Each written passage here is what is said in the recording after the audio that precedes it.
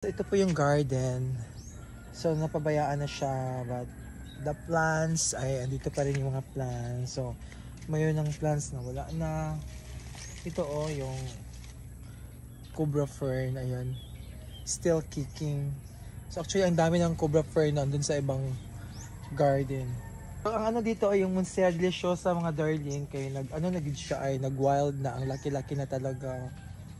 So grabe kadako siya ay kasi ando na yung roots niya sa lupa. So that's why nagwa-wild na siya. So I am waiting talaga sa yung fruits niya na, kasi edible yung fruits niya, pwede kainin daw. So I'm so excited to taste that. Okay. Lo.